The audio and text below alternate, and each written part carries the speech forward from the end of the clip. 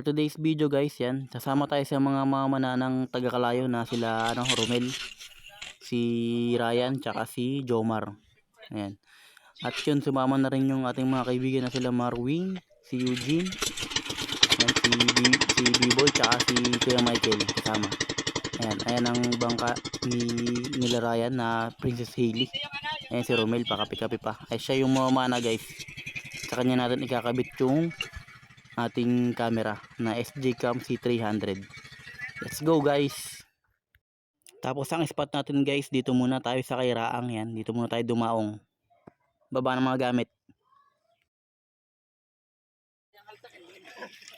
Welcome to my vlog. Ang spot. Tapos ito guys, ang unang sisid ni Romel, ang ating mga katama dyan guys. Ayan. Ang unang mapapanan niya sana dito guys ay yung puyog. Ayan, masarap ihaw yan guys, kaso nga lang ano siya, mailap, nakawala guys. Ayan, tignan nyo kung gaano kalaki. Sayang na ano lang, nakawala siya. Hindi tumalab yung pana sa kanya siguro.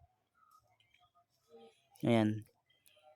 Tsaka guys, hindi masyadong kuha yung ating camera or yung video kasi medyo ano tayo, nagkamali ng lagay.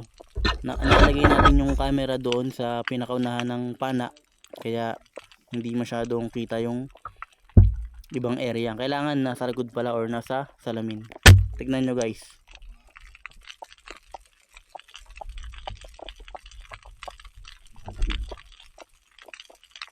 Ito to guys, tignan nyo guys. Meron siyang pinana dito pero hindi nakuha ng video kasi nga mali yung pagkalagay ng ating camera. Ayan guys. Yan, ito guys, yan ang unang huli ni katama ni Romel. Yan, meron tayong pang ulam guys.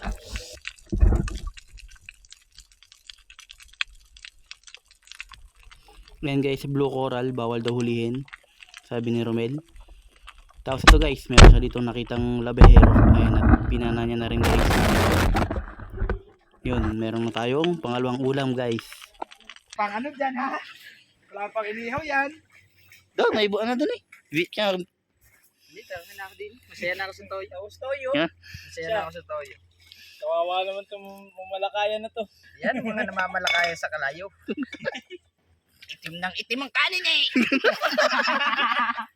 Buti sana ko sa tinta. Oh. Sabi mo na yun. No? At talagang paborito. Paborito ko lang rin toyo. Nagdala ng kutsara. Hindi masandok ang kanin. Lasang ano eh? Lasang adobo. Yan, sinaming oh, ganyan kami kakauboyong. Talisay. Ay, kakaya.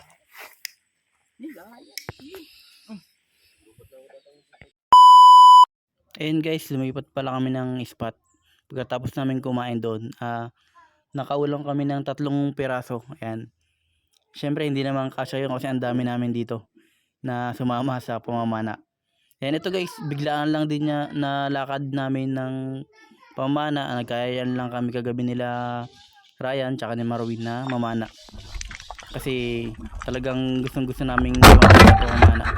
Tsaka may videohan na rin guys kung ano yung mga napapana nila gamit yung aking camera na SJCam C300.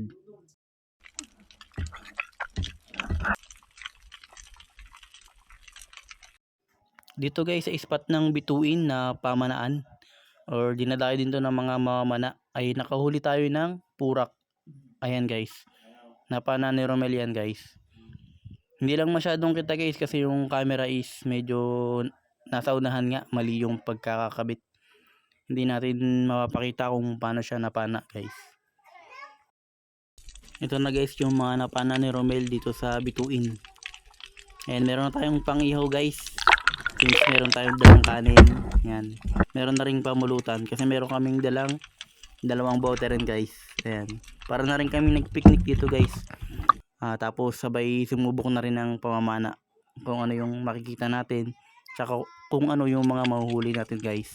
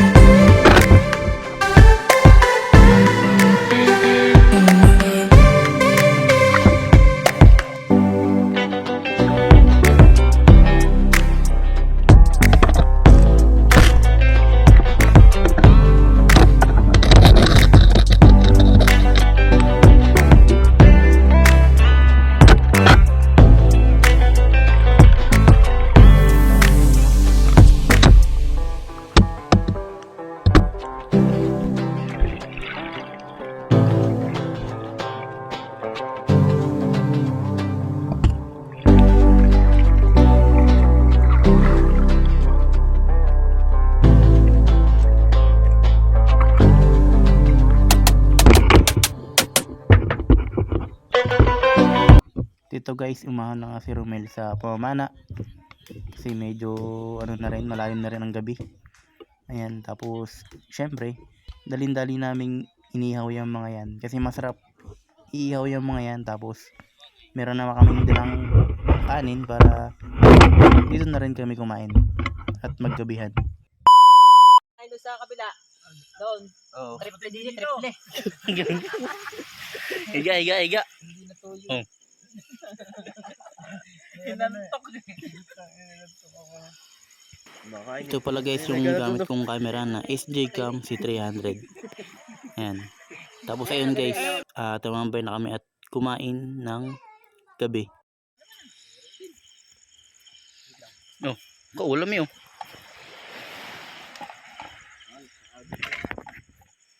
Samak ng ano. Garupa. Pikat to. Ba, garupa nga no.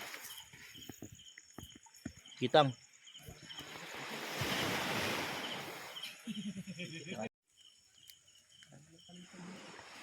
Pare! Ano yan eh? Di ba pwede yan? Ayan, doon na lang ulit.